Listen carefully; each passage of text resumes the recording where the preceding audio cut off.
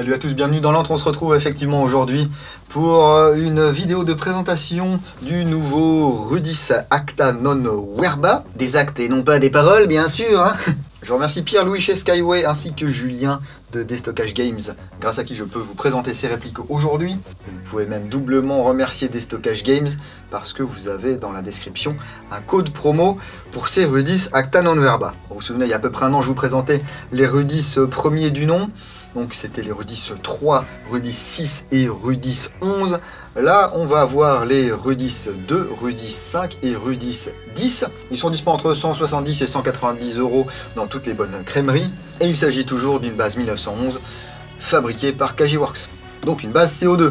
On retrouve toujours voilà, le thème du gladiateur avec la fameuse devise Secutor dicit inimicus silet. Lorsque le chasseur parle, l'ennemi est réduit au silence. Avec de l'autre côté de la boîte, bien sûr, toujours le petit speech. Ça n'a pas changé depuis l'an passé, donc je vous invite à aller voir la vidéo ici présente sur les précédents Rudis. Ici, c'est un modèle 10, donc le noir. J'ai également le modèle 2, modèle Stone, que je vous présenterai dans quelques instants. Il existe également le Rudis 5. En couleur bronze. À l'intérieur de cette boîte, nous allons retrouver une coque en mousse. Tout y est bien calé. Voilà. Et à l'intérieur, on va avoir un manuel d'utilisation. Voilà, notamment comment installer la capsule de CO2. Le réglage du hop-up. L'action du cran de sûreté. Ici, les consignes de sécurité. Consignes légales, bien sûr. Avec, là encore, le manuel d'emploi, voilà, multilingue. Ensuite, on va retrouver une petite pochette avec deux clés Allen. Une qui va nous servir à installer la capsule de CO2 et la seconde qui va nous servir à démonter eh bien, le guidon. Ici, l'emplacement pour le chargeur est vide, mais à l'intérieur, vous avez un second nozzle. Alors, c'est ce qu'ils appellent les nozzles été. C'est-à-dire que là, vous allez avoir un débit limité. Voilà, par une espèce de valve creuse. Alors inutile de la tourner, c'est pas un NPAS ou quoi que ce soit, hein. Ça réduit simplement le débit de gaz. Et puis on a bien sûr le Rudis et son chargeur qu'on va sortir de la boîte tout de suite. Au niveau des dimensions de ce Rudis, c'est raisonnable, on est à 235 mm de long pour 875 grammes. Donc le Rudis 10, le Rudis 2 qui est venu rejoindre son petit frère. Alors qu'est-ce qui va changer par rapport aux anciens Rudis? Eh bien pas grand chose, hein. Au niveau mécanique c'est toujours la même chose, toujours du Kajiworks, donc plateforme éprouvée maintenant, hein. De nombreux joueurs sont satisfaits de leur 1911 Kajiworks, donc on va avoir cette base. Le premier changement qu'on va noter c'est au niveau des plaquettes de crosse. Voilà, on va avoir deux textures différentes, une un petit peu douce estriée à l'avant et une un petit peu plus agressive on va dire sur le devant de la plaquette. Ici également, et là vous allez avoir un emplacement très très sympa pour mettre votre pouce, ce qui va aider ici à éjecter le chargeur grâce au bouton forcément d'éjection du chargeur. Chargeur Kajiworks donc, CO2 26 bits capacité. Si vous possédez déjà des 1911 Kajiworks ou les premiers Rudis, bien entendu c'est compatible, hein. Du coup ici à l'arrière on a toujours l'anneau pour mettre une dragonne, la queue de castor ici, un cran de sûreté qui est ambidextre. Voilà, mais qu'on ne peut actionner que lorsque le marteau est alarmé. Marteau type squelette. La queue de détente très très jolie aussi. Voilà, usinée. À part les plaquettes de crosse, le reste c'est que de l'alliage, que du métal, hein.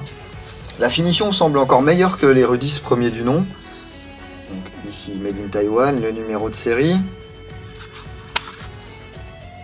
Ici, Rudis 10 gravé. Alors on a toujours cette notification, voilà, 6 mm, on reste bien dans l'airsoft, etc. Ouais, je trouve dommage que ce soit là, ça. Franchement, on sait que c'est pas une arme. On sait que voilà, c'est du Made in Taiwan. C'est vrai que légalement, il faut que ce soit écrit 6 mm, mais bon, voilà, faut dire qu'on n'est jamais content, hein. Ça dit, la prise en main est très très sympa. On peut voir qu'on a un rail ici, Picatinny, sur le dessous de la carcasse. On va pouvoir mettre une lampe. Voilà, pour un look très sympa. Voilà, pour le CQB, c'est parfait. Au niveau des inscriptions, on va avoir également sur le dessus de la glissière Acta non Werba, le 45 ACP sur le canon externe, et puis une découpe ici sur les côtés. Donc vous avez les stries à l'avant et à l'arrière, et ces fameuses découpes, voilà, qui sont donc différentes de celles qu'on avait sur les premiers Rudis. Toujours les organes de visée de combat type Novak, donc à l'avant, à l'arrière, on aligne les points, on tire, c'est parfait. Ici pas de faux percuteurs, on a une architecture différente de ce qui se fait chez WE par exemple, enfin, du moins sur les nouveaux WE.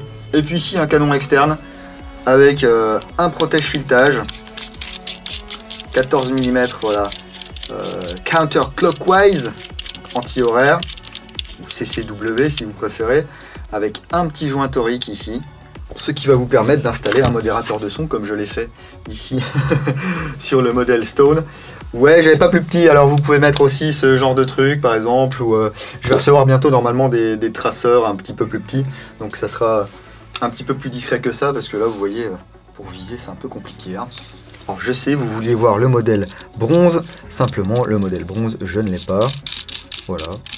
Tout simplement parce que j'ai pas pensé à le demander. Moi celui qui avait ma préférence c'était celui-ci, le Rudis 2, donc Stone, déjà parce que j'aime bien ce gris un petit peu anthracite là, très très sympa. Ouais, j'ai vraiment l'impression que la finition est meilleure que sur les premiers Rudis. Alors c'est peut-être juste comment dire, une question de perception, mais globalement déjà les premiers étaient réussis. Je préfère encore ceci, surtout là avec le canon inox, il y a vraiment une finition très très sympa. On peut se faire un petit akimbo, c'est parfait, bang bang, la castagne. Donc la cartouche de CO2 va venir se mettre comme ça à l'intérieur du chargeur, vous serrez ici avec la grosse clé Allen. Faites très attention à ça, il peut y avoir toujours de la pression résiduelle, même si vous avez l'impression qu'ici vous appuyez, il ne se passe plus rien. Donc dévissez très très doucement. Et tenez toujours la cartouche quand vous l'enlevez. Donc ici cartouche neuve. Alors si c'est comme les anciens Rudis, ça va faire du bruit et ça va remuer les gars. Oh oh, ah ouais.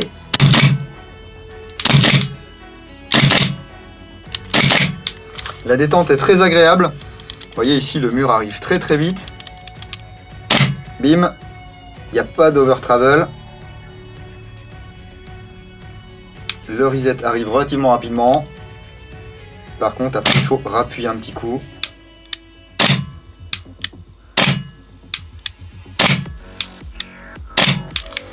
C'est quand même pas mal. Et puis, je vous le disais, on a un second nozzle qui est fourni avec ces répliques de Rudis.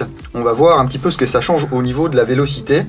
Voilà, donc ici, ce que je vais faire, c'est que je vais, hop là, mettre une cartouche dans chacun des chargeurs. Hop là.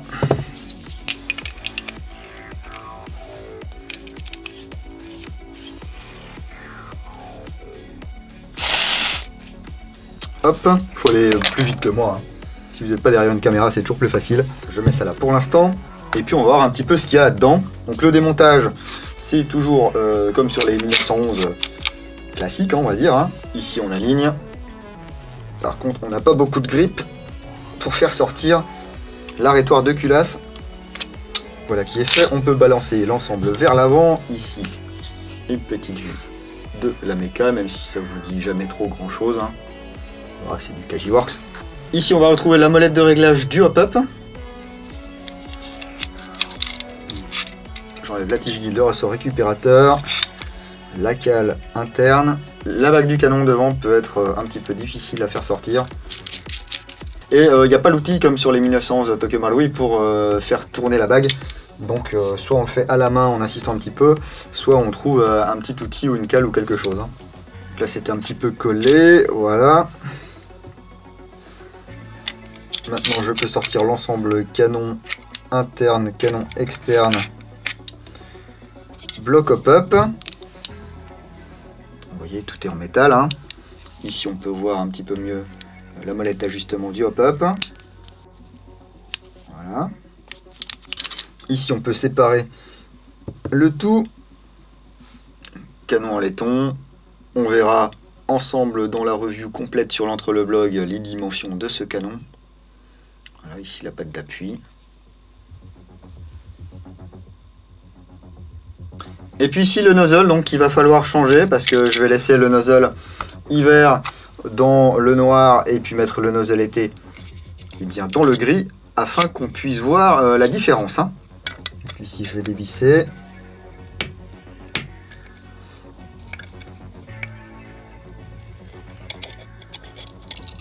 Il faut enlever ici la vis à l'arrière. Alors c'est bien, c'est bien serré.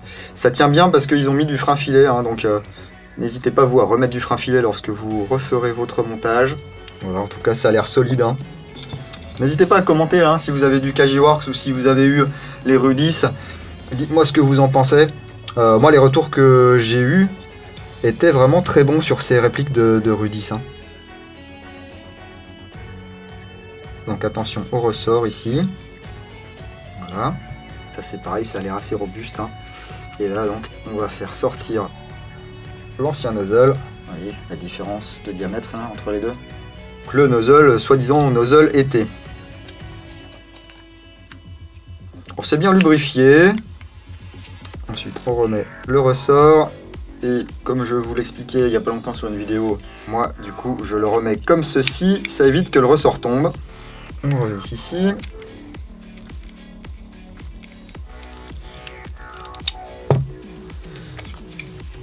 On remet la vis à l'arrière. Alors là, je remets pas de frein filet parce que je vais redémonter sans aucun doute. Hein, pour remettre ça dans sa configuration d'origine. Et voilà le travail, ça coulisse toujours. Il n'y a plus qu'à remonter tout ça. Étape inverse. Alors, si vous voulez remettre par exemple cette pièce-là en premier, avec la tige guide et le ressort récupérateur, c'est pas un souci. Hein. Surtout que là, il y a un trou et une tige sur le bloc hop-up, donc la tige guide ne peut pas s'en aller. Et ensuite, vous avez juste ici à remettre la bague, appuyer ici et à faire coulisser. La lubrification en sortie de boîte n'est pas mal. Bon, n'hésitez pas à refaire ça vous-même. Hein. Je sais que je radote un peu, je dis toujours la même chose, mais bon. Il y en a qui découvrent l'antre avec cette vidéo, certainement. Voilà. Hop. C'est parti pour le chrony.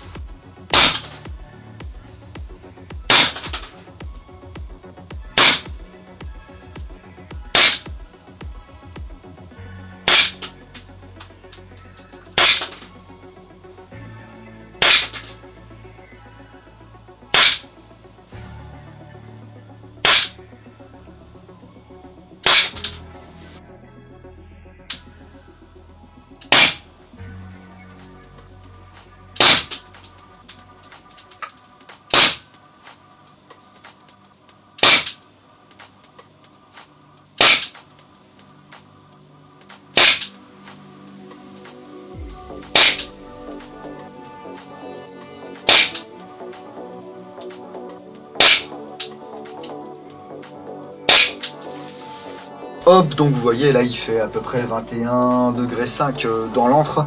On a quand même des valeurs raisonnables même pour du CQB avec le nozzle d'origine. Hein. Si vous voulez vraiment réduire votre vélocité, mettez le nozzle été. Mais vous verrez bien quand il fera chaud hein, à combien sortira la réplique. Et puis vous adapterez en fonction.